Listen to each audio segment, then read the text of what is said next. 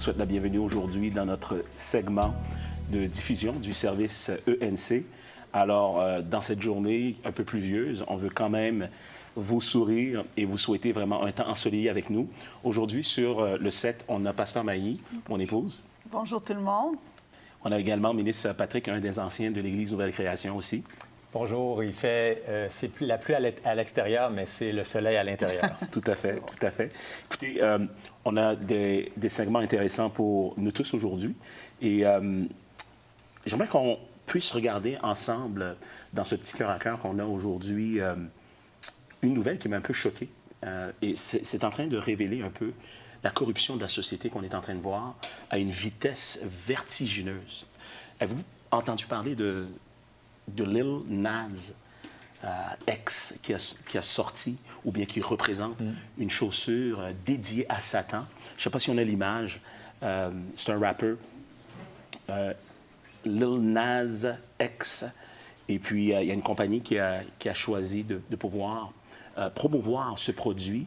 On peut voir le pentagramme qui est sur la chaussure. On peut voir même en signe d'abomination Luc 10, 18. Luc 10, 18 qui dit que je voyais Satan tomber du ciel comme un éclair. On peut voir le signe de la marque de la bête ici, 666, même 6 et 666 à côté, qui parle de la plénitude de la nature bestiale de l'homme. Donc, on parle réellement d'une montée, non seulement du satanisme, mais aussi de l'occultisme de plus en plus dans la société. C'est en train d'être poussé de plus en plus. Les ténèbres sont en train de battre le plein. Hein? Ils sont en train de vraiment envahir tout ce qui se passe autour de nous. Et la soi-disant Église du Seigneur est silencieuse. Elle ne dit absolument rien, comme si c'était une forme de sagesse. On regarde ici sur la boîte, on peut voir vraiment sur la boîte du soulier. Et soit dit en passage, je pense que c'est Gateway Pundit qui nous fait ce rapport, qui est quand même une source de nouvelles crédible. On voit ici l'image à l'intérieur même de la boîte de souliers de personnes qui sont aux enfers, qui sont carrément aux enfers avec l'esprit de la mort qui est là sur eux. Je crois qu'il y a une autre image, je ne sais pas si on l'a préparé, mais il y a une autre image, si vous allez sur le site ou le lien de Gateway Pundit, vous écrivez Lil Nas X, vous allez être capable de retrouver l'article. On voit carrément le diable en train d'embrasser ou est prêt à copuler avec Jésus-Christ. Puis il y a une goutte de sang également humain sur chaque paire de souliers. Donc, il y a une goutte de sang humain. Ils se sont amusés à faire cela. Donc, de plus en plus, l'Église est silencieuse, du moins la fausse Église est silencieuse. Et de plus en plus, le satanisme est en train d'infecter notre culture. Qu'est-ce que vous dites? Quelle est votre réaction par rapport à ce genre de nouvelles-là? Je vois une tactique aussi de l'ennemi dans ça, de désensibiliser les gens à qu'est-ce qui est réellement là. Parce que plus tu en parles, plus ça devient quelque chose de normal à un moment donné. Une nouvelle normalité. Une nouvelle normalité. Donc, bon, on va y aller à fond la caisse, puis on va désensibiliser les gens pour que ça devienne quelque chose de normal, puis qu'on en rit à un moment donné, sans comprendre que c'est réellement sérieux, puis que ces gens-là qui sont derrière comprennent vraiment ce qu'ils sont en train de faire. Oui. Puis il y a des sacrifices humains, comme on dit, et ils comprennent ce qu'ils font, mais on le désensibilise pour que les gens ne comprennent pas ce qui se passe réellement. Donc, c'est une subversion. Donc, on est en train d'assister à la subversion de l'humanité, à la subversion de nos sociétés occidentales et même orientales. Oui. Qu'est-ce que tu en penses? Bien, pour un œil qui voit, bien, finalement, ce qui était caché avant devient visible maintenant. Mais c'est une autre façon de cacher la chose. En fait, il y a une expression que ça dit de cacher en plein jour. Oui. Oui. Fait que littéralement, c'est comme une astuce pour révéler ce qui se passe derrière les coulisses de notre société, mais tout en le cachant en plein jour. C'est fort, parce que psychologiquement, l'effet que ça me donne à moi, c'est que même lorsque je le lis, je me dis, mais ça n'a pas de bon sens que ça soit aussi clair, que c'est sûrement une blague. Puis lorsqu'on regarde la source, on réalise que c'est une source crédible de nouvelles. Bien là, on se dit, mais même si c'est incroyable, il faut le dire, mais c'est en train de se faire, c'est en train de se réaliser devant nos yeux. Et ce qui arrive, c'est que la religion, n'est-ce pas, la fausse religion que j'appelle l'Église systémique est de mèche avec le royaume des ténèbres. D'ailleurs, une des tentations que Jésus va vivre, c'est que le diable le prend et le met sur le haut du temple. Oui. Sur le haut du temple. Qui veut dire qu'il y a vraiment une différence entre l'ecclésia et l'Église systémique. Big church, ce que j'appelle big church. On a un problème de big pharma, big government, big brother, big media. On a un grand problème de big church aujourd'hui. Et ils ont l'apparence de la piété, comme nous avait averti Paul, mais ils renient ce qui en fait la force. Ce qui fait vraiment la vraie force de l'Église, c'est l'agapé de Dieu dans l'intégrité. Et les deux manquent aujourd'hui dans ce faux genre de christianisme qui est là, modernisé et libertin, et qui n'a aucune chose à dire, aucune position à prendre devant, n'est-ce pas, l'ordure sociale qu'on est en train de nous faire avaler de plus en plus. Alors, je ne sais pas, mais je pense que c'est un appel aux chrétiens, aux croyants, réellement de Christ, les disciples de Christ, de comprendre dans quelle situation que nous sommes. C'est plus le temps de jouer à l'Église, c'est le temps de devenir l'Église du Seigneur. J'espère avoir un amen timide quelque part dans l'auditoire ou un amen décidé. C'est le temps de se lever. Il n'y a plus le temps de faire semblant de dévouer sa vie au Seigneur. C'est le temps d'être une lumière. La Bible déclare, vous êtes la lumière du monde. Mais la Bible déclare aussi, si l'œil du corps est dans les ténèbres, combien seront plus grandes ces ténèbres? En d'autres termes, si ceux qui sont supposés voir, eux aussi sont dans les ténèbres, leurs ténèbres sont pires, plus épaisses que même les ténèbres de ceux qui refusent de croire en Dieu ou qui se moquent de Dieu. Donc, qui veut dire, c'est soit qu'on est avec Christ au complet, ou soit on n'est pas avec lui du tout. On ne peut pas être entre les deux. Le temps est à l'intégrité. Le temps est à se mettre debout. Est-ce que je peux risquer un oui, je suis d'accord, amen, ou quelque chose comme ça? Il y avait quelque chose que je voudrais, si tu me permets de rajouter à ce qu'on dit, c'est l'importance pour nous quand on parle de l'œil qui doit avoir la lumière. Ça me rappelle David qui est devant ce Goliath-là. C'est pas pour rien qu'on raconte aujourd'hui l'histoire de David dans le monde entier. C'est qu'il y avait juste un David avec une armée au complet qu'il ne voyait pas. Donc, son armée à lui ne comprenait pas la gravité. gravité de ce qui se passait. C'est pour ça qu'aujourd'hui, l'histoire de David est répandue, parce que c'est un seul David pour un Goliath. Et laisse-moi dire la gravité de ce qui se passait, pas seulement au niveau de leur bien-être. Oui, ils voyaient que c'était grave pour leur bien-être à eux. Oui, c'est ça. Mais ils n'ont pas vu la gravité que le nom du Seigneur était moqué et blasphémé. Oui. Ça, ils ne l'ont pas vu. C'est ça.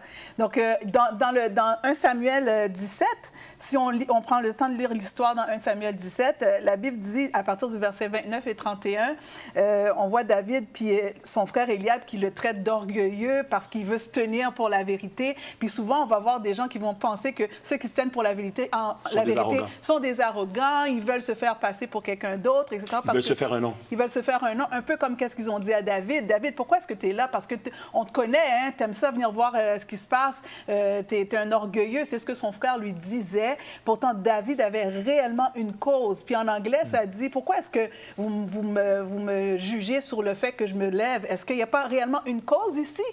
Puis en anglais, ça dit « Is there not a cause? » Est-ce qu'il n'y a pas une cause ici pour qu'on se lève? Puis voilà le problème qu'on est rendu à l'Église, c'est que les gens ne voient pas qu'il y a une réelle cause pour qu'on se lève. Spirituelle. Pour qu'on se lève comme chrétien. Donc, on reste inerte.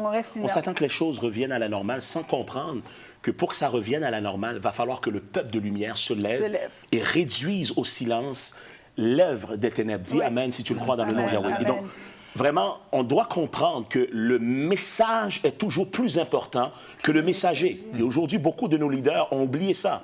Ce n'est pas le messager qui est important, c'est son message. Et le message doit être vécu par le messager. Et aujourd'hui, on a besoin de vivre ce qu'on a prêché pendant des décennies. On a besoin de le proclamer, on a besoin de démontrer que la foi qu'on a en Dieu n'est pas dans le gouvernement, ni dans l'homme, mais dans la parole du Seigneur et dans l'Esprit Saint pour relever le défi qui est devant nous et faire chuter, n'est-ce pas, le Goliath de notre époque dans le nom de Yahshua. On est là. Il n'y a plus de temps d'attente. C'est maintenant que la distinction entre ceux qui servent Dieu réellement et ceux qui ne le servent pas vraiment se fait entendre. C'est maintenant qu'on voit la différence entre le juste et l'injuste. De plus en plus clair, vous allez entendre le verbatim de ce qui sort de nos églises en tant que message dilué et corrompu de ce que Dieu dit réellement dans sa parole et ceux réellement qui se lèvent, pas pour avoir un nom, qui se lèvent malgré les critiques, pour proclamer haut et fort que ça, c'est pas correct, ça, c'est pas du Seigneur.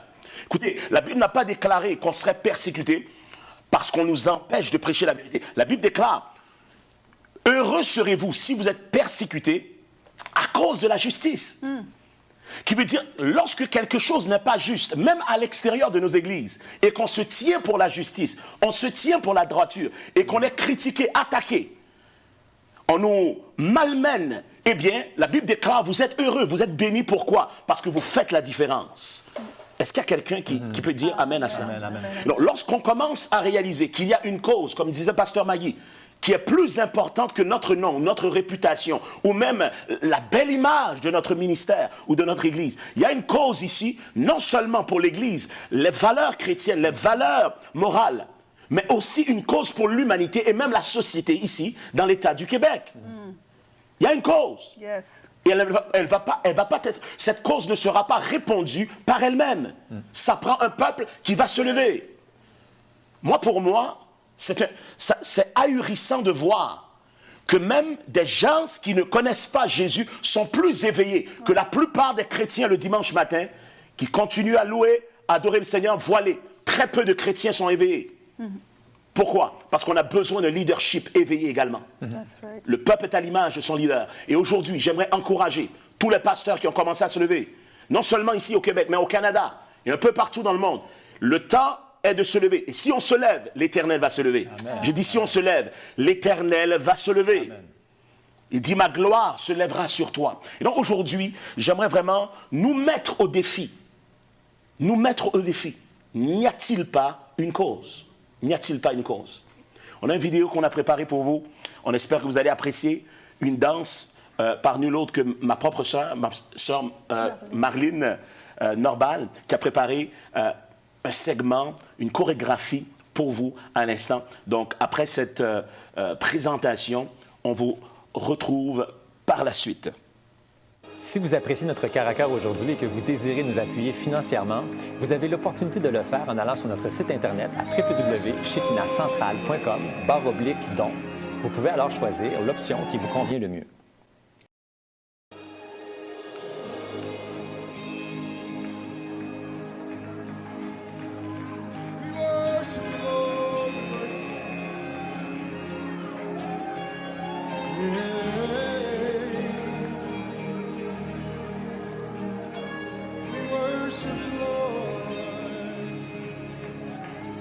Come on, help me sing. There is only one name. Come on, sing it out. There is only one name. The power to save. Hey, power to save. Come on, sing it out again. There is only one name. There is only one name. Come on, lift up your voices. There is only one name. Power to save. Power to save.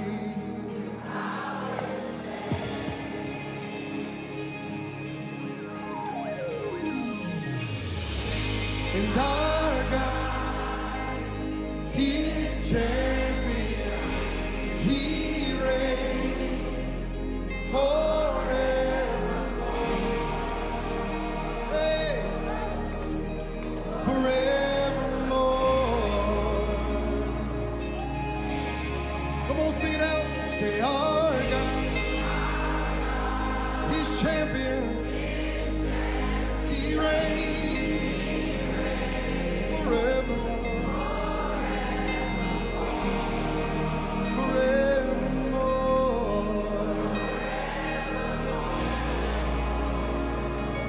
Say, every knee will bow down,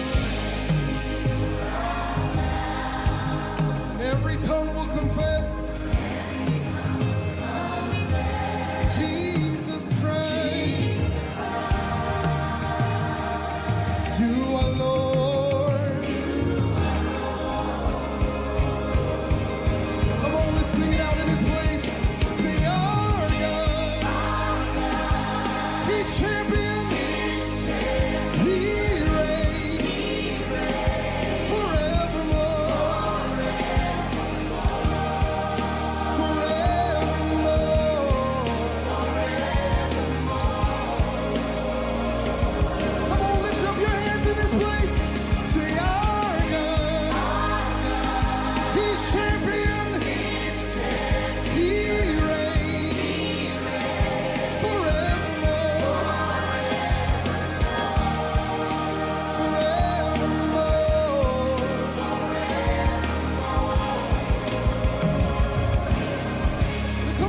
Somebody open your mouth and worship the Lord in this place.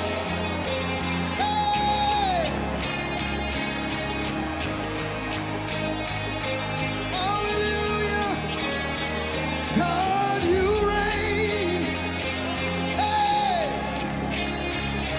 Hallelujah! Come on, help me sing. Hey. Atmosphere shift now. Chains be broken. Break down. Say, holy, come down. Say, heaven open. Heaven open. Say, atmosphere shift now. Chains break down. Say, Holy Spirit, come down. Hey! The atmosphere shift now. Chains break down. Say, Holy Spirit, come down. Hey! The atmosphere shift now. Chains break down. Holy Spirit, come down.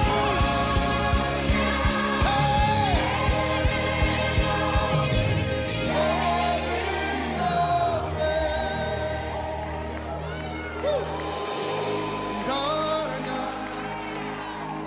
is champion. He reigns forevermore.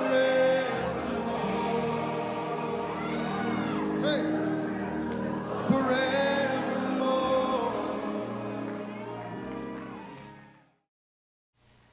Quel privilège de vous avoir aujourd'hui sur votre écran. On a un message qui brûle dans nos cœurs aujourd'hui qu'on aimerait partager, non seulement moi, mais toute l'équipe ici, qui travaillons ensemble pour proclamer ce message d'espoir. J'aimerais vraiment intituler ce message aujourd'hui comme suit. Quel grand amour! Quel grand amour! Est-ce qu'il y a des gens ici dans la salle qui peuvent le répéter ensemble avec moi à haute voix? Quel grand amour! Encore une deuxième fois. Quel grand amour! J'aimerais, en entrée de jeu, j'aimerais qu'on puisse lire ensemble Marc 10, 42, 43. Dites ensemble avec moi, Marc 10, 42, 43. La Bible déclare, et je lis, « Jésus les appela et leur dit, « Vous savez que ceux qu'on regarde comme les chefs des nations les tyrannisent, et que les grands les dominent, il n'en est pas de même au milieu de vous. Mais quiconque veut être grand parmi vous, qu'il soit votre serviteur.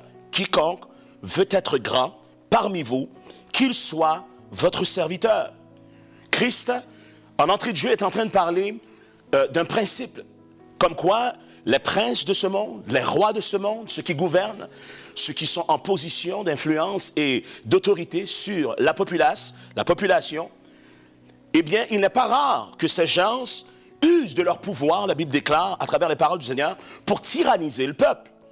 Il n'est pas rare qu'ils dominent sur l'innocence dans le peuple. Mais la Bible déclare et poursuit, à travers les paroles de Christ, il dit, même si c'est une réalité, au sein même de ceux qui gouvernent, il ne faut pas qu'il en soit ainsi parmi vous. Ça ne peut pas se produire de la même façon. On ne peut pas utiliser nos avoirs, nos positions pour dominer, pour tyranniser, pour malmener, pour oppresser, pour intimider. Au contraire, les Écritures nous enseignent, même à travers le modèle, le meilleur modèle de leadership qui existe aujourd'hui, et c'est un modèle de leadership qui est, n'est-ce pas, promu dans la plupart des multinationales, des corporations aujourd'hui dans ce monde, sont d'accord pour comprendre que le meilleur type de leadership qu'on a vu sur Terre est celui de Christ Jésus, est celui de Jésus-Christ. Ce type de leadership est différent de toutes les autres. Pourquoi? Parce que c'est ce qu'on appelle le leadership de service. Dites le leadership de service. Le leader serviteur, qui veut dire, il développe de l'influence par rapport au peuple qu'il désire donner des directives en devenant lui-même l'exemple de ce qu'il recherche. Il cherche aussi à servir le peuple qui est appelé à le suivre. Et donc, c'est le meilleur modèle parce que c'est le modèle par l'exemple. C'est le meilleur modèle aussi parce que c'est un modèle qui est enraciné dans l'humilité et non dans l'arrogance. C'est un modèle qui veut servir l'autre et faire comprendre à l'autre qu'à nos yeux, il a de la valeur. Et donc, aujourd'hui, on a l'impression que c'est ceux qui ont le sou, qui ont de la valeur au-dessus des autres. C'est ceux qui sont élus, n'est-ce pas, qui ont de la valeur au-dessus des autres. Tandis que la Bible déclare celui qui est le plus fort, c'est celui qui devient le plus petit en servant autrui. Est-ce qu'il y a quelqu'un qui peut dire amen à ce modèle impeccable de leadership? Vous savez, Martin Luther King nous a déclaré quelque chose. Je crois qu'on a besoin de se ressasser ces paroles aujourd'hui. Nous avons besoin de dirigeants, non pas des amoureux de l'argent, mais des amoureux de la justice. Pas amoureux de la publicité, mais amoureux de l'humanité. Des dirigeants qui peuvent soumettre leur ego particulier aux urgences pressantes de la grande cause, de la liberté. Le combat pour la liberté, va-t-il dire, pour la conserver et pour l'étendre, ne doit jamais s'arrêter. Nous devons toujours rechercher des dirigeants qui sont des croisés passionnés, n'est-ce pas, pour la justice. Parce qu'en faisant cela, et si on ne s'y attarde pas, les gens deviennent moins libres. Et il y a moins de justice et la souffrance ne fait qu'augmenter. J'aimerais qu'on lise le deuxième verset dans cette portion d'écriture, dans ce deuxième sous-thème ou point, la réalité présente du royaume des cieux. Il y a une réalité présente du royaume des cieux. Elle est présente. Elle n'est pas future. Le royaume des cieux ne commence pas après ta mort, mon ami. Qu'importe ce qu'on t'a enseigné. Le royaume des cieux n'est pas une expérience après ton dernier souffle. Le royaume des cieux commence aujourd'hui. Le royaume des cieux est une réalité du domaine de Dieu aujourd'hui même.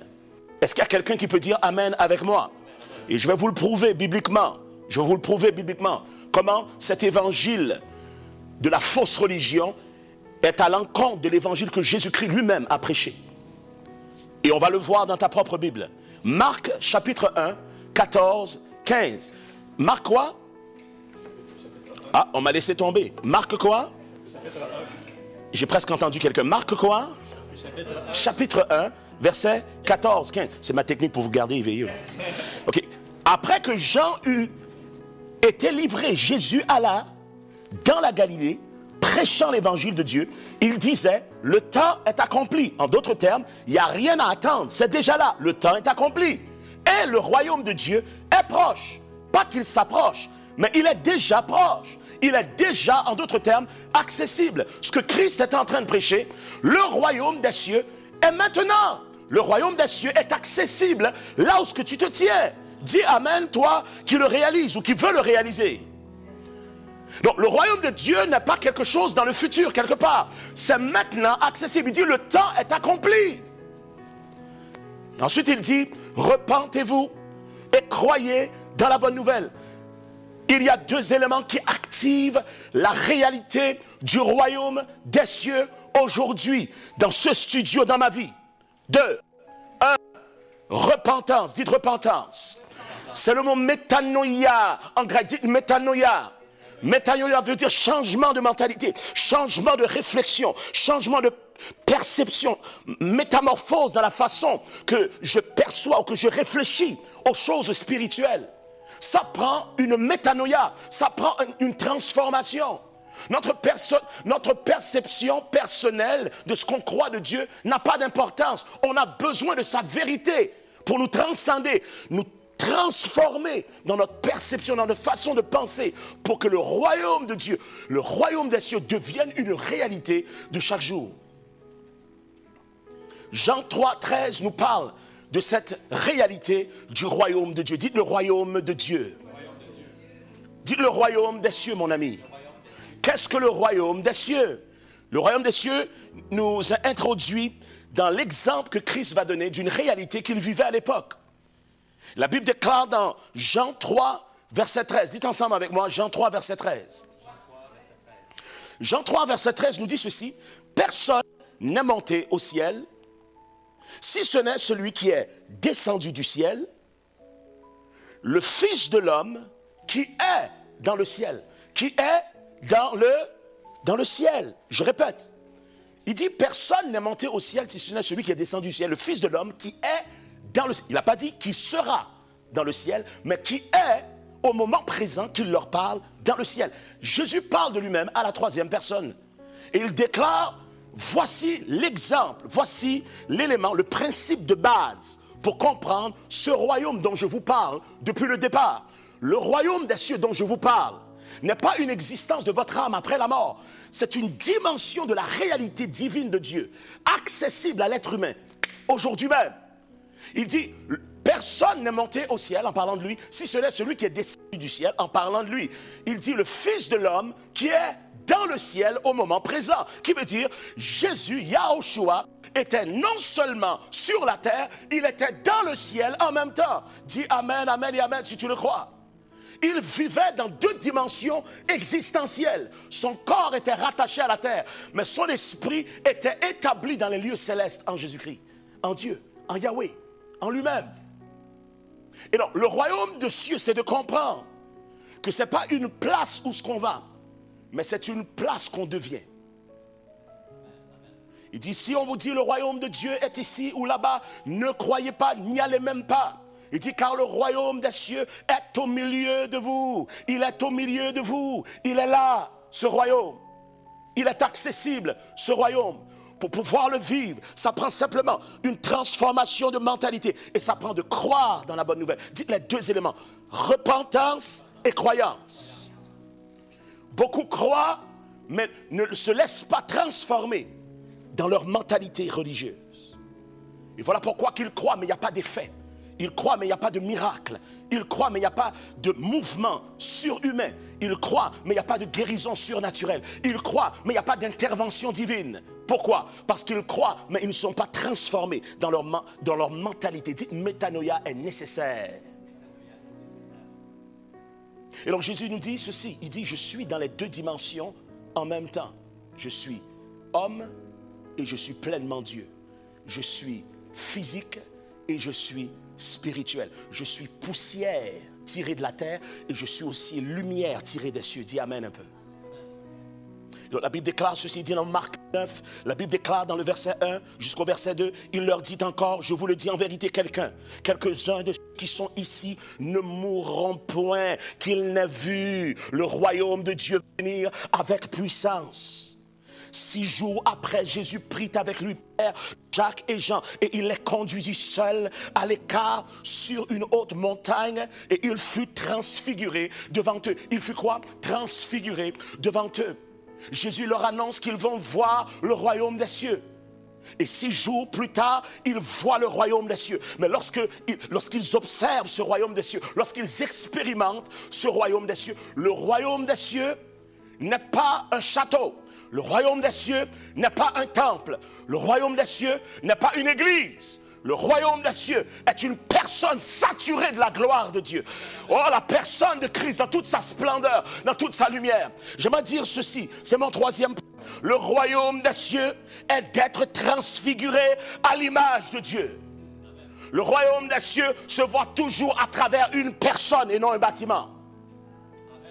Le royaume de Dieu se voit toujours à travers un être humain saturé de la présence de Dieu et de la nature de Dieu, la nature divine de Dieu, et qui transcende ses propres faiblesses afin que ceux qui le regardent puissent être en mesure de voir Dieu pour la première fois. Dis, je suis l'image de Dieu et je suis créé selon sa ressemblance. Genèse chapitre 1, verset 26.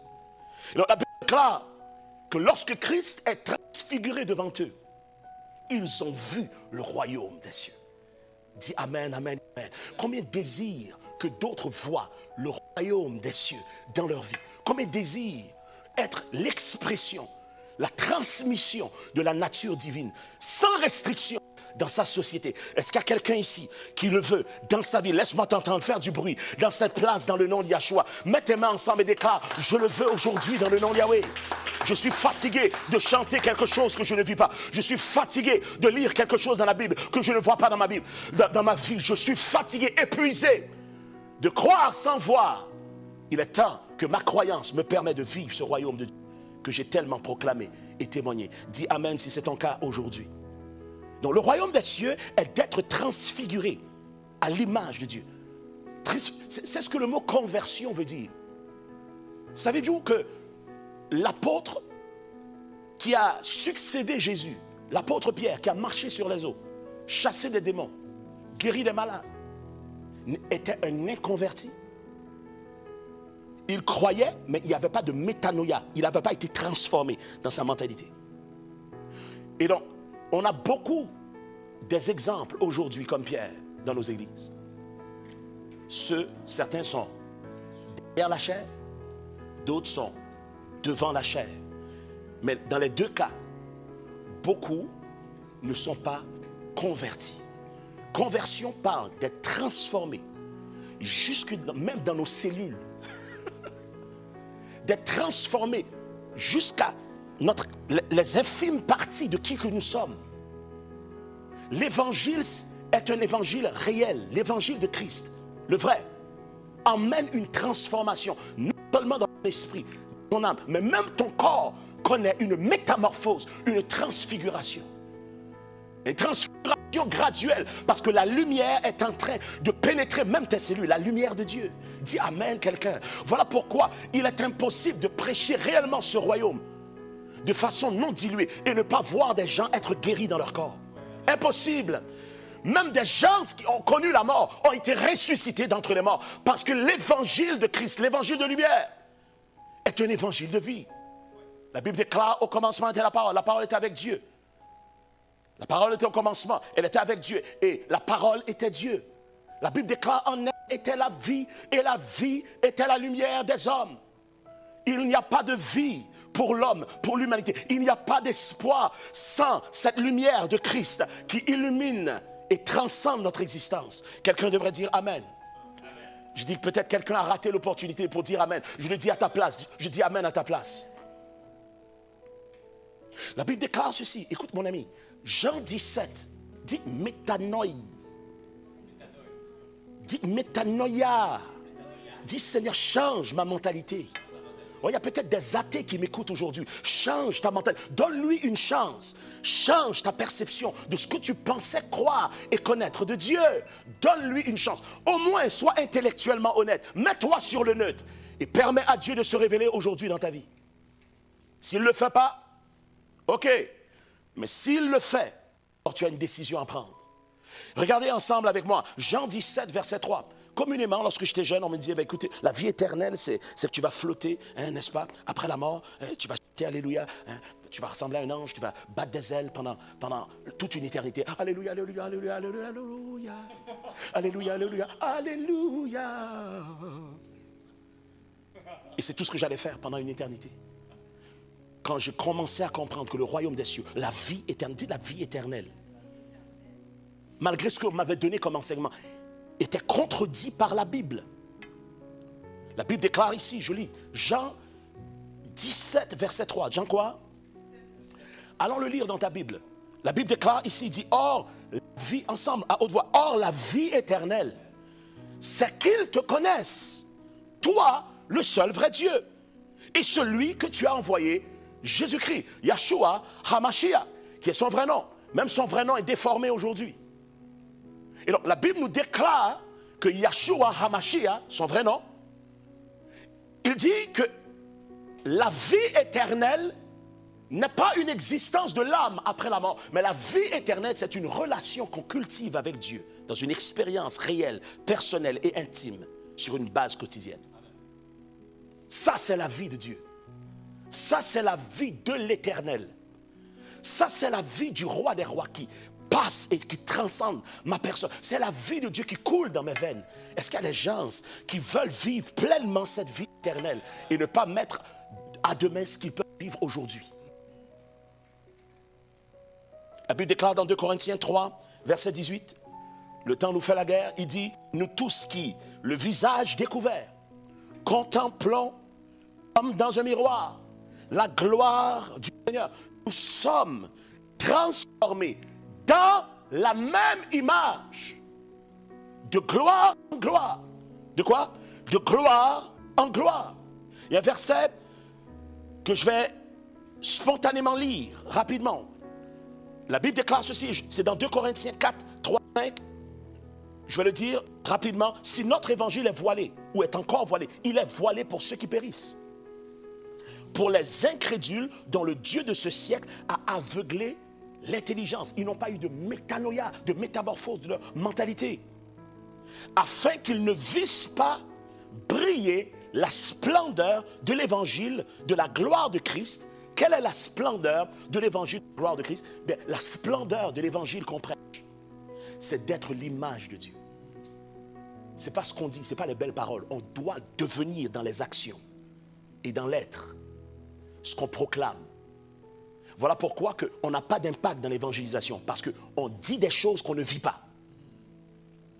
On parle de choses qu'on ignore, mais qu'on semble maîtriser aux yeux des autres. Mais pourtant, on n'est que des religieux, 3 fois déracinés, 2 fois morts. Comment le sais-je? Regarde un peu la société dans laquelle on vit. Pas de lumière, plus de ténèbres. Plus de lumière, moins de ténèbres. Quelqu'un dit amen à cette simple équation spirituelle. Et donc, la Bible déclare, et je poursuis, il dit, afin qu'ils ne vissent, les gens ne croient pas en Dieu, parce qu'ils ne voient pas Dieu en nous. C'est simple. Ils voient des dogmes, des règles, des impositions, des restrictions, mais ils ne voient pas Dieu en nous. Nous ne sommes devenus ce qui nous sommes supposés être, l'image et la ressemblance de Dieu. L'image, le reflet de Dieu et la capacité de Dieu. La Bible déclare, tel il est, tel nous sommes aussi dans ce monde. Est-ce qu'il y a des gens qui le croient aujourd'hui? Ah, il n'y a pas beaucoup de gens qui le croient. J'ai dit, est-ce qu'il y a des gens qui le croient aujourd'hui?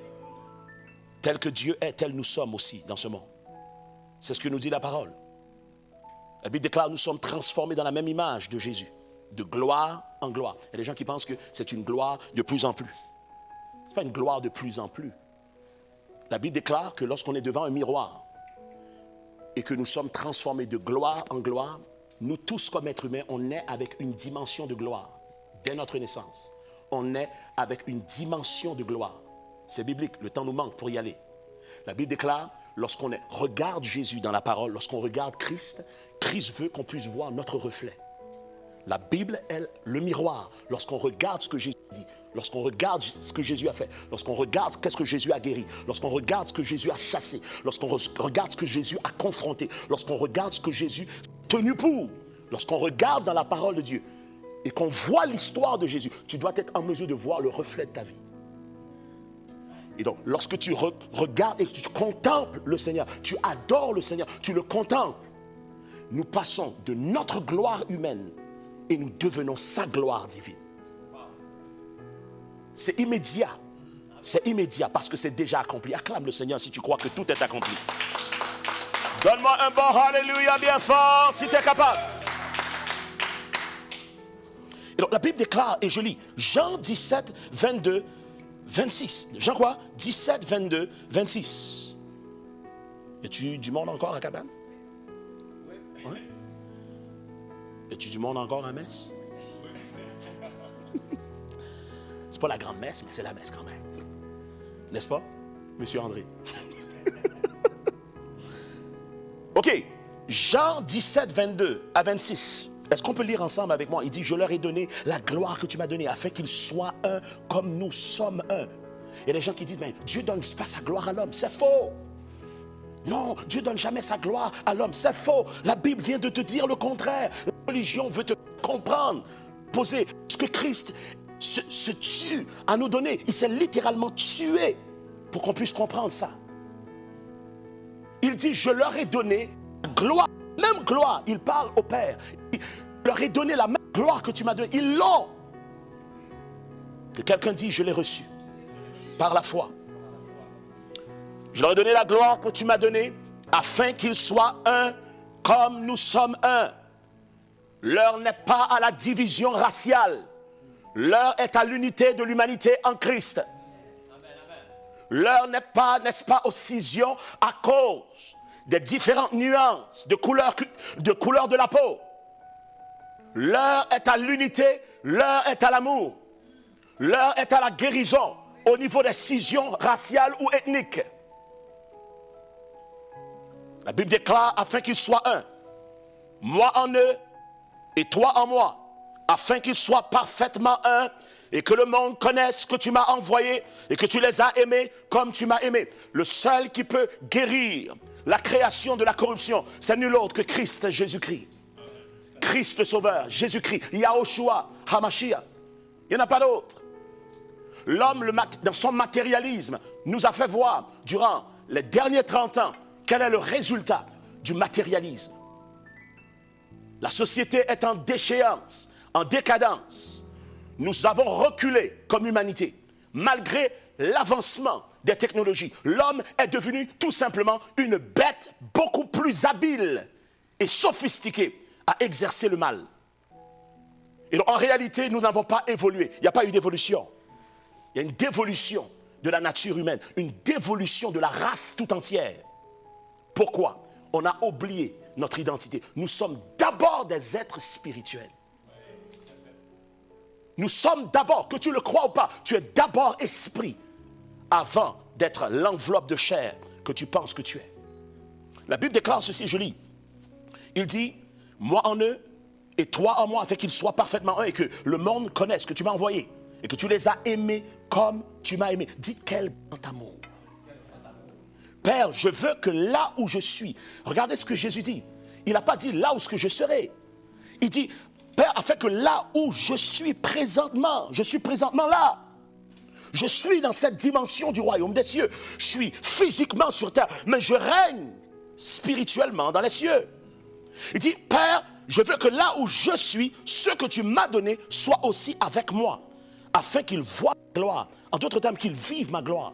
La gloire que tu m'as donnée parce que tu m'as aimé. Dites quel grand amour. Avant la fondation du monde. La Bible déclare, elle dit, Père, juste, le monde ne t'a point connu, mais moi je t'ai connu. Et ceux-ci ont connu que tu m'as envoyé. Il dit, je leur ai fait connaître ton nom et je leur ferai connaître, afin que l'amour, dites de quel grand amour, afin que l'amour dont tu m'as aimé soit en eux et que je sois en eux et que je sois en eux. La Bible déclare dans Romains 8, 29, car ceux qu'il a connus d'avance, il les a aussi prédestinés à être semblables à l'image de son Fils, afin que le Fils fût le premier-né, le prémisse, le premier modèle, le prototype à suivre, à imiter et même à excéder, selon Jean 14, 12. Vous voyez, je fais partie d'un type de croyant qui croit Jean 14, 12. Celui qui croit en moi fera les œuvres que je fais. Et il en fera de plus grandes parce que je m'en vais au Père. Combien croient que l'heure des plus grandes œuvres a sonné dans notre ville et a sonné dans notre nation? Fais du bruit dans cette place si tu le crois dans le nom. Dis, c'est l'heure des plus grandes œuvres. Déclare, c'est l'heure des plus grandes œuvres. Il y a des choses que Jésus n'a pas encore fait, qu'il va faire à travers toi et moi si tu le crois dans le nom de Yahweh. Il y a des miracles et des impacts, des exploits dans cette société que Christ n'avait même pas fait dans la sienne, qu'il s'apprête à révéler à travers une nouvelle génération qui croit comme un enfant que Jean 14, 12 peut être activé aujourd'hui. Dis Amen si tu le crois. Amen. La Bible déclare ceci et je dis, le point suivant, dites une place en lui. Le royaume de Dieu n'est pas une place là-haut, mais une place en lui. Dites une place en lui. Regardez ensemble avec moi, Jean 14, 1, 3. Que votre cœur ne se trouble point. Croyez en Dieu et croyez en moi. Il y a plusieurs demeures. Plusieurs quoi? Plusieurs quoi? Demeures. Il dit, il y a plusieurs demeures dans la maison de mon Père. Si cela n'était pas, je vous l'aurais dit. Je vais vous préparer une place. Dites une place en lui. Il ne va pas préparer une place là-haut, là-bas. Moi, quand j'étais jeune, on me disait, ben, écoute, le ciel s'en vient, le royaume des cieux s'en vient un jour, un jour. Mais même si on vit n'importe qu'est-ce qu'on vit ici, on doit accepter la souffrance ici parce que de toute façon, il n'y a rien à espérer de bon ici-bas. La joie, c'est là-haut. La paix, c'est là-haut encore. Hein? La quiétude, c'est là-haut encore. La bénédiction, c'est là-haut encore. Non seulement ça, même si tu n'as pas de maison ici, ben, c'est pas grave, même si tu n'as pas de maison ici-bas. Tu vis dans une, je sais pas moi, une maison ou une maison de caniche. Pas grave ça, parce que là-haut, Dieu te prépare un château. Là-haut, ben, les chemins sont pavés d'or. Là-haut, tu seras béni. J'aimerais te dire quelque chose. Le royaume des cieux, c'est de voir la gloire, la bonté, la puissance, la provision de Dieu. La gloire de Dieu ici, aujourd'hui, tout de suite. Dis Amen. Lorsque tu es au ciel, tu n'as pas besoin de maison. Tu es la maison. Lorsque tu es au ciel, tu n'as pas besoin de ton auto. C'est maintenant que tu as besoin de ta voiture. Personne dit Amen. Là-haut, tu n'as pas besoin d'argent. C'est ici que tu as besoin. Et donc, lorsqu'on ne voit pas la bénédiction, la grâce de Dieu, parce qu'on a une mentalité religieuse qui nous tient liés en nous-mêmes, on se retrouve prisonnier à l'intérieur de nous-mêmes. On empêche le royaume de Dieu de se manifester dans toute sa bonté, dans toute sa plénitude, du lundi au dimanche et de janvier à décembre. Est-ce qu'il y a quelqu'un qui peut dire Amen à ça s'il le croit? Ça prend une métanoïa, ça prend une transformation, ça prend un changement. On doit secouer le faux enseignement religieux et accepter la révélation du Saint-Esprit à travers sa parole. Oh, est-ce qu'il y a quelqu'un qui peut faire du bruit dans cette place et le croire dans le nom de Yahweh? Est-ce qu'il y a quelqu'un qui est d'accord avec cela dans le nom de Yahshua? Parce que voyez-vous, je crois avec toutes les fibres de ma personne que l'un des problèmes majeurs, l'une des raisons principales pourquoi l'humanité souffre, c'est à cause d'un mauvais leadership de nos églises. Des gens qui ne sont pas rentrés dans le royaume de Dieu, mais ils sont rentrés dans un système religieux et qui empêchent des personnes honnêtes dans leur congrégation d'entrer réellement. C'est ce que Jésus avait blâmé aux pharisiens dans son temps. Il dit, vous ne rentrez pas vous-même dans le royaume des cieux et vous empêchez ceux qui veulent entrer d'y entrer. Nous vivons la même réalité aujourd'hui. Ils sont des faux représentants de l'évangile, faux représentants de qu'est-ce que Christ veut vraiment dans cette situation d'aujourd'hui. Est-ce qu'il y a quelqu'un qui entend ce que je suis en train de dire? Est-ce qu'il y a quelqu'un qui entend ce que je suis en train de dire? Et donc, la Bible déclare ici, il dit dans Jean 14, 1 à 3, il dit, je vais vous préparer une place. Il dit, il y a plusieurs demeures dans la maison de mon Père. Si cela n'était pas, je vous l'aurais dit. En d'autres termes, il dit, il y a plusieurs monnaies. C'est le mot grec qui parle de maison individuelle. Dites maison individuelle. Il y a plusieurs maisons individuelles dans le oikia, dites le foyer ou la maison familiale de mon Père. Il est en train de dire, ce que je vous dis, c'est un peu rare, c'est un peu curieux, mais voici comment le royaume des cieux fonctionne. Voici l'économie du royaume. Le royaume des cieux fonctionne de la façon suivante. C'est plusieurs demeures individuelles dans une grande maison corporative. Et là, on ne parle pas au niveau physique, on parle au niveau spirituel. On parle de maison, de temple spirituel. Il est en train de dire, chacun d'entre vous, vous êtes des demeures. Chacun d'entre vous, vous êtes des temples, vous êtes des sanctuaires, où est-ce que ma présence vous habite. Il dit, mais vous êtes tous ensemble sous le chapiteau de la maison de mon Père. Il dit, il y a des bénéfices à ça. Lorsqu'on vit cette réalité, il dit, et lorsque je m'en serai allé, et que je vous aurai préparé une place, je reviendrai et je vous prendrai avec moi. Dans le grec, ça dit, et je vous recevrai en moi-même. Je vais vous recevoir dans la dimension de qui je suis. Vous allez être intronisé, vous allez être intériorisé, vous allez être fusionné avec moi. Je vais vous recevoir dans la dimension que j'opère, étant sur terre et dans le ciel en même temps. Voici la beauté du royaume de Dieu. Et il va dire ceci. Il dit, afin que là où je suis, il n'a pas dit afin que là où je serai, mais là où je suis présentement, vous y soyez aussi. Combien croient que le royaume des cieux est accessible pour nous aujourd'hui? Combien croient que la puissance de Dieu est accessible aujourd'hui?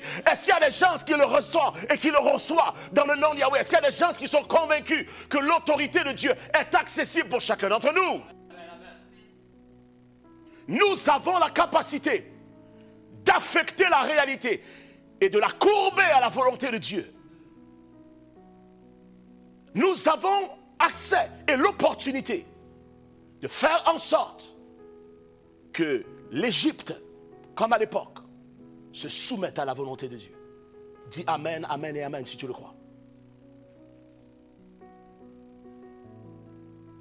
Lorsque je m'en serai allé, je vous prépare cette place pour que lorsque je reviendrai, je puisse être en mesure de vous recevoir en moi, afin que là où je suis, vous y soyez aussi.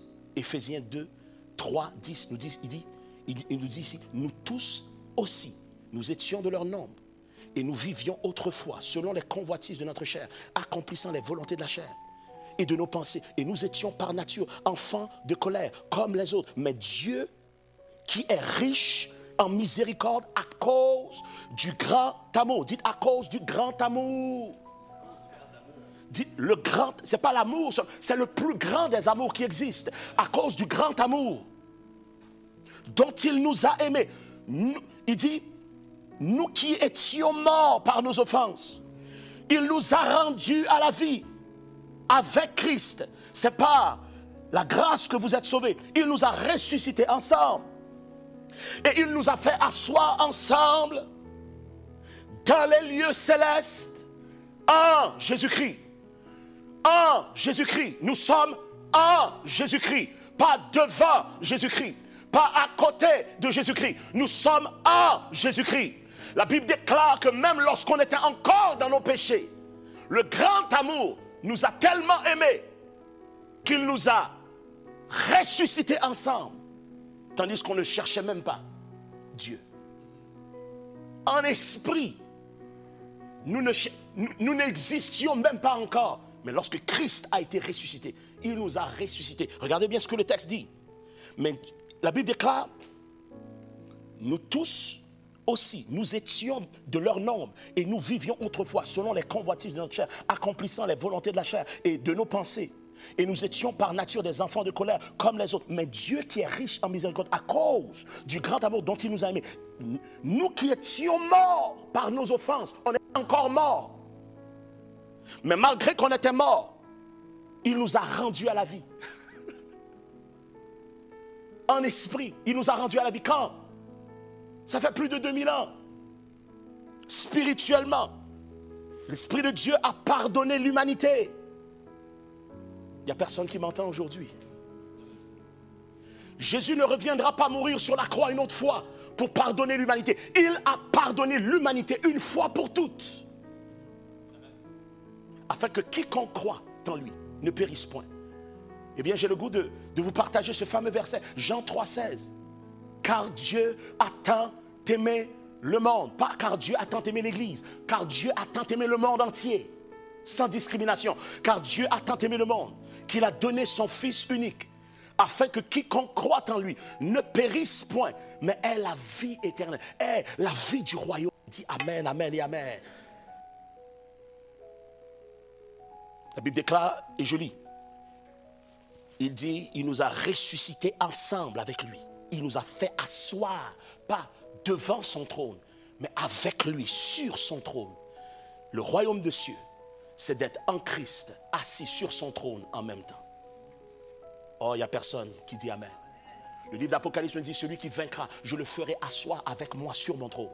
Comme moi, je me suis assis aussi avec mon Père sur mon trône. Le Seigneur nous a tellement tout donné. Il n'a plus rien à nous donner. Il nous a tout donné. Est-ce qu'il y a des gens qui le réalisent? Il nous a donné sa vie. Il nous a donné son sang. Il nous a donné son pardon. Est-ce qu'il y a quelqu'un ici dans la salle? Il nous a donné son esprit. Il nous a donné sa parole. Il nous a donné son sacrifice. Il nous a donné son onction. Il nous a donné sa gloire. Il nous a donné son autorité. Est-ce qu'il y a quelqu'un? Il nous a donné sa lumière, sa révélation. Il nous donne son amour. Il nous donne son pardon. Il nous donne sa miséricorde. Alléluia. Est-ce qu'il y a des gens qui peuvent m'aider? Il nous donne tout ce qu'il nous a donné. qu'il pouvait donner. Il nous justifie, il nous donne sa justice, il nous donne sa sainteté, il nous sanctifie. Il n'y a absolument rien qu'il reste à donner. Il nous a tout donné, tout ce qu'il est. À nous de recevoir le métanoïa et la croyance pour activer cette réalité de Dieu dans nos vies à partir d'aujourd'hui. Le monde en a besoin, pas seulement toi, dans tes problèmes de chaque jour. Le monde a besoin que tu deviennes la transfiguration de Christ pour ta génération. Acclame Jésus si tu le crois dans le nom de Yahweh. Dis Amen, Amen et Amen. Dis Amen pour ta propre vie, active-le. Dis Amen, Amen et Amen pour ta propre vie, ton âme, ton corps et ton esprit. La Bible déclare, il dit, il nous a ressuscités ensemble, verset 6 du chapitre 2 d'Éphésiens. Il nous a ressuscités ensemble, il nous a fait asseoir ensemble dans les lieux célestes en Jésus-Christ, afin de montrer dans les siècles à venir l'infinie richesse de sa grâce par sa bonté vers nous, en Jésus-Christ. Encore, dites en lui. Car c'est par la grâce que vous êtes sauvés, par le moyen de la foi, et cela ne vient pas de vous, c'est le don de Dieu. Le don de Dieu ne parle pas du fait que c'est seulement un don non mérité. Le don de Dieu parle du fait que Dieu lui-même s'est fait cadeau de lui-même dans ta vie. C'est le don de Dieu. Dieu se donne à toi pour que tu deviennes pleinement qui il est dans cette génération. Dites, nous sommes le corps de Christ. Nous sommes l'image de Dieu, créés selon sa ressemblance. Dites, nous sommes appelés à être parfaitement un avec lui. Oh, déclare-le avec moi. Nous sommes appelés. Encore une fois, nous sommes appelés à être parfaitement un avec lui, selon Jean, chapitre 17, 21 et les versets qui suivent. La Bible déclare ceci, et je lis. Car c'est par la grâce que vous êtes sauvés par le moyen de la foi. Et cela ne vient pas de vous, c'est le don de Dieu. Ce n'est point par les œuvres, afin que personne ne se glorifie. Ce n'est pas parce que tu es beau, gentil et merveilleux que tu accèdes le ciel. C'est parce que Christ t'a justifié à la croix et t'a redonné accès à ta vraie identité depuis toute éternité. Dis Amen si tu le crois. Écoute, ton esprit est plus âgé que ton corps. Parce que tu existes en Dieu depuis même avant la formation de la terre. Ta préexistence en Dieu n'est pas une pensée, mais une réalité qui t'a précédé. Le temps nous manque aujourd'hui, on n'est pas en train de parler de réincarnation, on est en train de parler de ton existence en esprit, en Dieu. La Bible déclare dans Éphésiens 1,4, il dit en lui, encore, dites en lui, c'est toujours en lui. C'est plus en lui que pour lui. Si le croyant peut comprendre ça, Dieu est plus intéressé que tu sois en lui que pour lui. Dieu est plus intéressé à ce que tu deviennes comme lui, que tu fasses beaucoup de choses pour lui. L'humanité n'a pas besoin d'action. L'humanité a besoin du devenir en Dieu. Et donc la Bible déclare, et je lis, j'ai presque terminé, merci pour votre patience. Il dit, la Bible déclare ceci, il dit, car nous sommes son ouvrage, ayant été créés en Jésus-Christ pour les bonnes œuvres que Dieu a préparées d'avance afin que nous les pratiquions. Il les a préparées d'avance parce que nous étions en avance par rapport à notre corps sur terre, en lui, selon Éphésiens chapitre 1, verset 4. En lui, Dieu nous a élus avant la fondation du monde. Je termine avec le dernier point. Dites ensemble avec moi bien fort. L'amour divin est la clé pour la transformation de l'humanité. Ma femme s'en attend pas, mais on va improviser. Est-ce que tu peux venir, chérie? On acclame le Seigneur pour Pasteur Maggie. Ce matin, on s'est dépêché pour venir à la diffusion. Et clairement, dans mon esprit, j'avais ressenti à cœur, n'est-ce pas, d'entamer un thème sur l'amour de Dieu. Et voilà. Et ce thème était prenant pour moi. C'est comme si je ressentais que l'Esprit de Dieu veut qu'on comprenne que Dieu est en amour avec toi. Il est en amour avec l'humanité. Dieu n'est pas en colère avec toi. Oui, mais tu ne sais pas ce que j'ai fait. Qu'importe ce que tu as fait. Mais tu ne comprends pas, c'est grave. Qu'importe ce que tu as commis. Dieu est en amour avec toi. Tu n'as pas saisi ce que j'ai dit. L'amour de Dieu est un amour infini, inconditionnel à ce que tu fais. C'est pas parce que tu haïs Dieu que Dieu t'aime moins. C'est pas parce que tu blasphèmes que Dieu t'aime moins. Dieu t'aime exactement comme tu es. Et il veut que tu deviennes qui il a toujours imaginé que tu sois. Est-ce qu'il y a des gens dans la salle qui savent exactement de quoi je parle par expérience personnelle? Et donc ce matin, après une panoplie de confirmations par rapport au fait que je ressentais que l'Esprit de Dieu voulait qu'on parle sur l'amour. Dites, quel grand amour. Quel grand amour.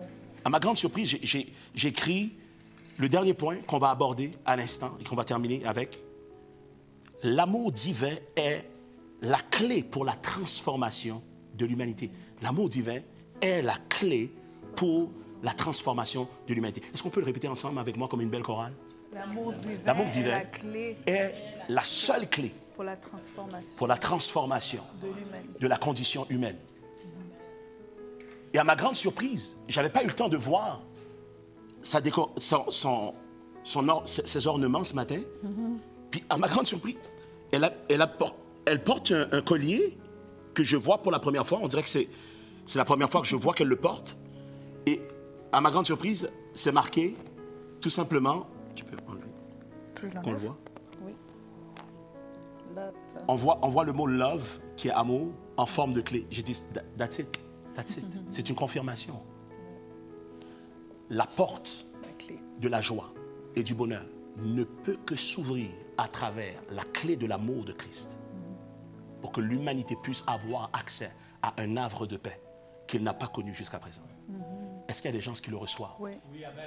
Peut-être que tu ne le sais pas encore, mais Christ veut te donner l'opportunité de lui laisser accéder à ta vie. La Bible déclare, il dit, voici, je me tiens à la porte de ton cœur, je frappe. Si quelqu'un entend ma voix, j'entrerai, je souperai avec lui et lui avec moi. Christ est la solution, pas la religion, Christ est la solution. Pas l'Église, Christ est la solution à travers l'Ecclésia qui est son corps. J'aimerais que tu puisses recevoir ce message et commencer à sourire, peut-être réellement, sincèrement, pour la première fois de ta vie. J'aimerais que tu puisses recevoir ce message, donner à Dieu sa chance. Oui, la religion t'a blessé, la religion t'a déçu. Bienvenue au club, moi aussi. Oui, mais tu ne comprends pas, mais les hommes de Dieu m'ont trahi. Oui, bienvenue au club, moi aussi. Bienvenue au club. J'aimerais te dire, s'il y a des faux, il y en a des vrais aussi. Il y a des hommes et des femmes, même dans cette nation, qui craignent Dieu et qui cherchent Dieu, qui cherchent l'intérêt du peuple au-delà de leur propre intérêt, parce qu'ils comprennent que le vrai leadership, c'est le leadership serviteur qui apprend à se sacrifier pour le bénéfice des autres. Amen. Dis Amen si tu le crois dans le nom de Yahweh. Amen. Amen. La Bible déclare ceci et je lis.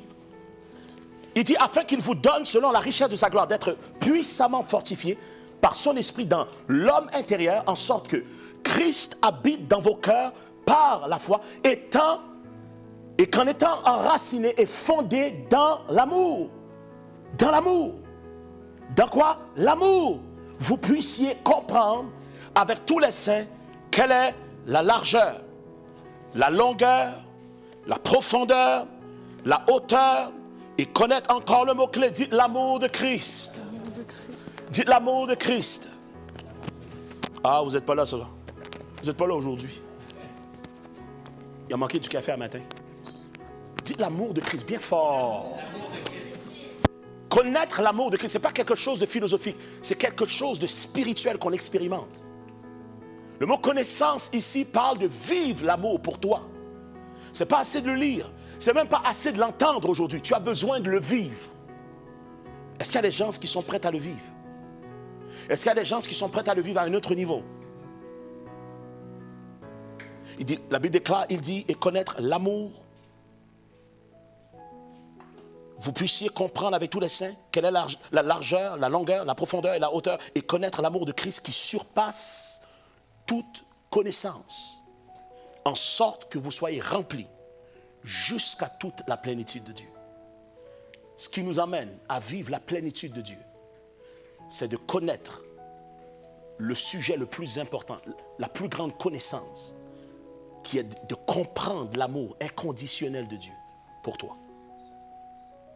Il n'y a pas de matière plus importante aujourd'hui que tu peux étudier dans ta vie que de comprendre que l'amour de Dieu pour toi est un grand amour immuable qui ne va nulle part. Il reste là et engagé à ton égard pour t'aimer jusqu'à te ressusciter de la mort à la vie.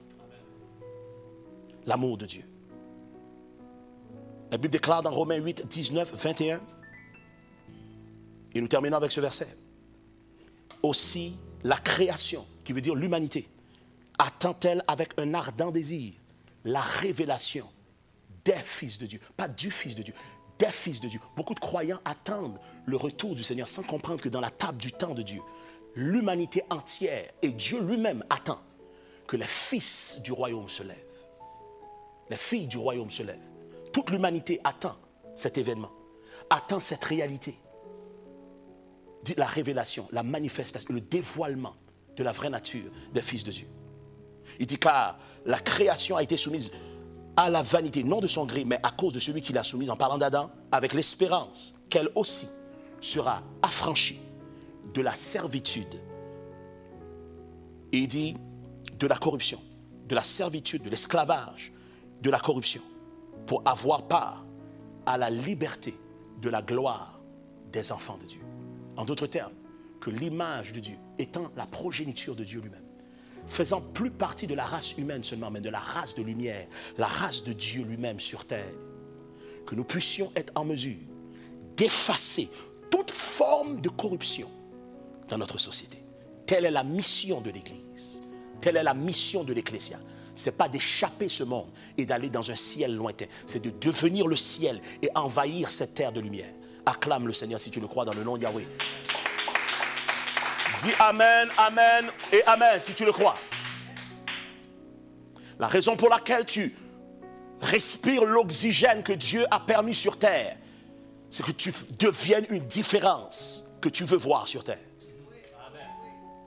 La raison pour laquelle même Dieu veut faire de toi la tête et non la queue, te rendre 1000 fois supérieur au meilleur dans ton domaine, c'est que tu puisses opérer divinement dans ce secteur de ta vie et affecter positivement ta société en faisant reculer les ténèbres et causant la faillite du royaume du diable.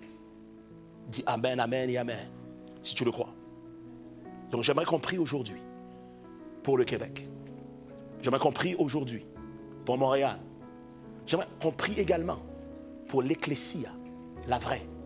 J'aimerais parler à ceux qui cherchent mais n'ont pas réalisé qui qu'ils étaient. J'aimerais parler à ceux qui ont assez d'humilité pour dire c'est vrai, ce que j'ai entendu aujourd'hui m'interpelle, c'est vrai. On doit arrêter de mettre à demain et de remettre à Dieu nos responsabilités aujourd'hui comme lumière du monde. On est appelé à briller et on ne peut pas briller en gardant la bouche fermée. Il dit ta parole est une lampe à mes pieds. Depuis même le modèle de Genèse, la Bible déclare Dieu dit que la lumière soit et la lumière fut. La lumière éclaire les hommes spirituellement lorsqu'on ouvre la bouche. Dis Amen, Amen et Amen. Dans le livre de Psaume, ta parole est une lampe à mes pieds et une lumière sur mon sentier. On ne peut pas regarder les enjeux d'aujourd'hui et rester la bouche fermée. Nous sommes la lumière du monde. Le monde a besoin d'entendre, pas ta perspective, mais la perspective de l'Esprit Saint à travers ta bouche, dans cette fausse pandémie qui est ici. J'ai dit cette fausse pandémie qui est là. Oui, elle est fausse. Le virus est peut-être vrai, mais la pandémie est certainement fausse. Nous vivons une grippe. Les médecins veulent dénoncer cela et ils sont opposés. C'est le temps pour que l'Église déclare la vérité. Oh, c'est drôlement silencieux. Je dis c'est le temps pour que l'Église déclare la vérité non populaire.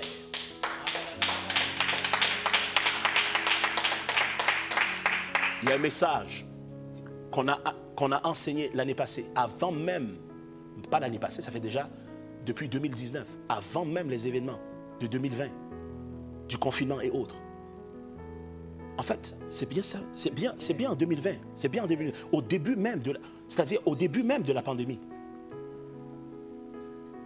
Le titre de cet enseignement était « La bête qui monte de la mer ».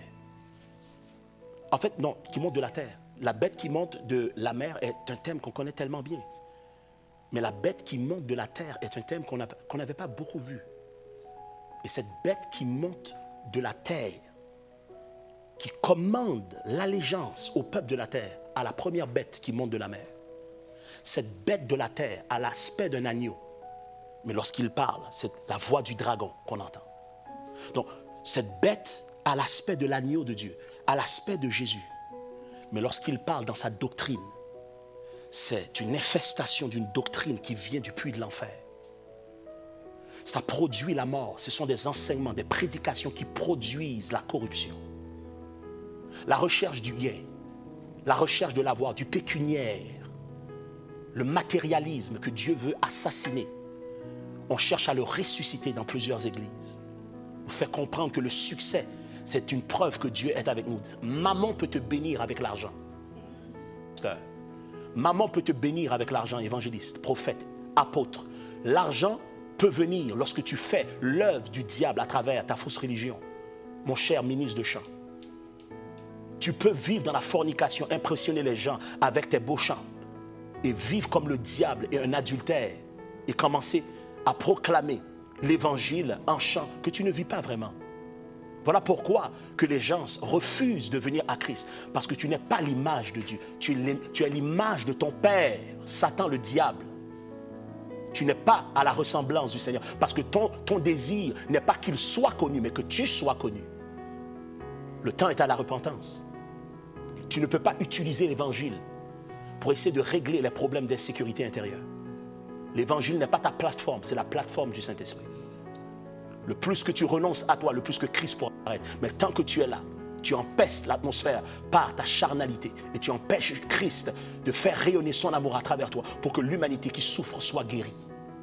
Est-ce qu'il y a quelqu'un qui m'entend aujourd'hui?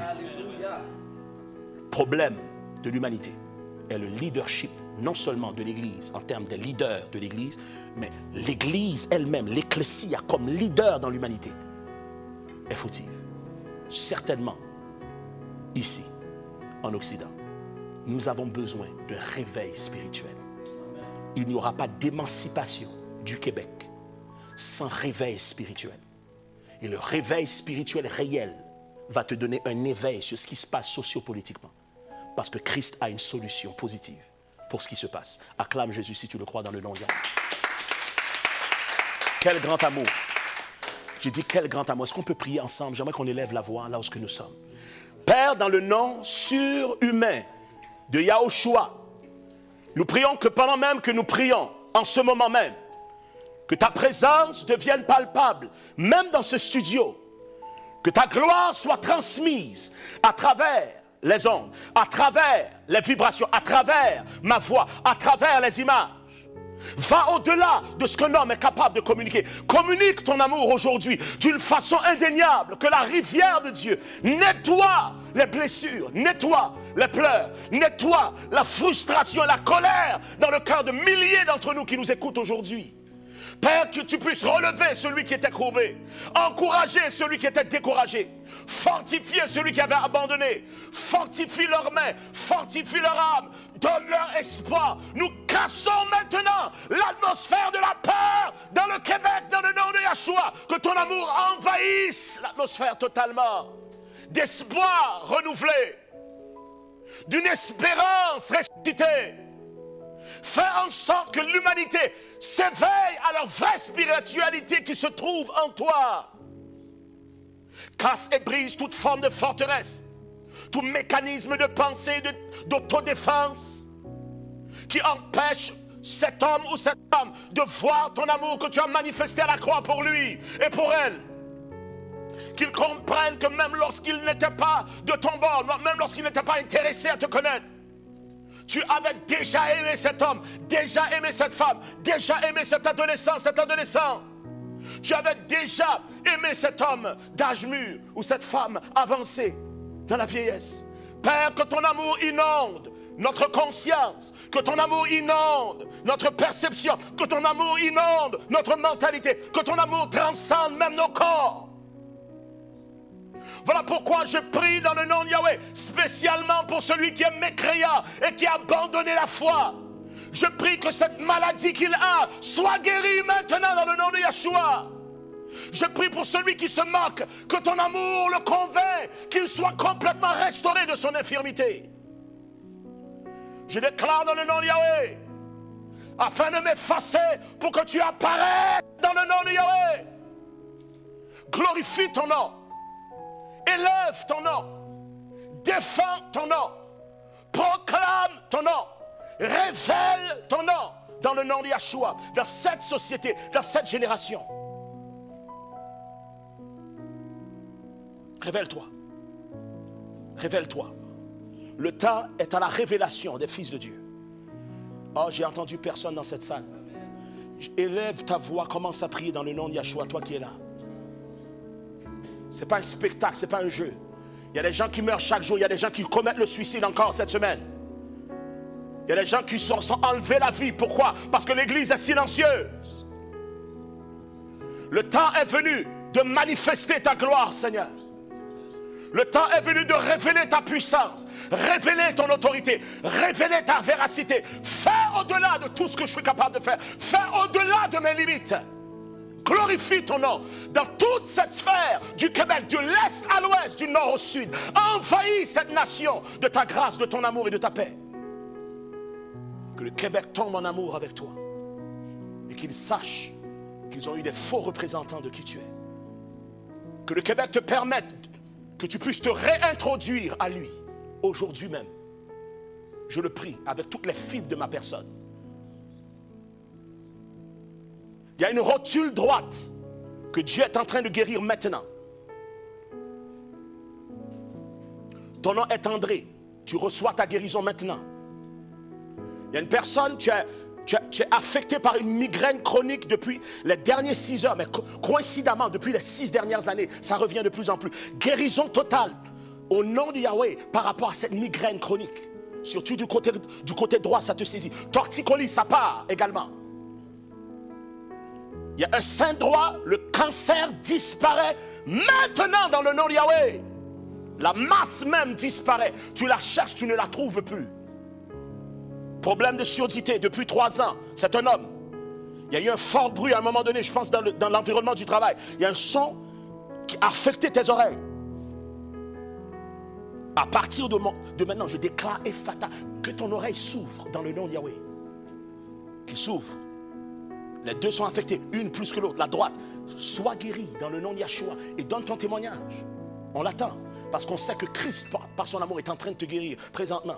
Tu as fait des visites médicales, il n'y a pas eu de changement, mais Christ va te montrer qu'il est en amour avec toi.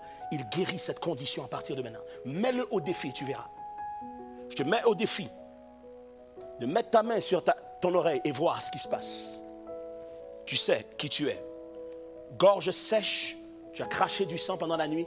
Le Seigneur est en train de guérir cette condition maintenant dans le nom de Jésus. Il y a au moins 8 cas d'insomnie qui sont en train d'être guéris dans ce réseau qui m'écoutent maintenant, aujourd'hui même.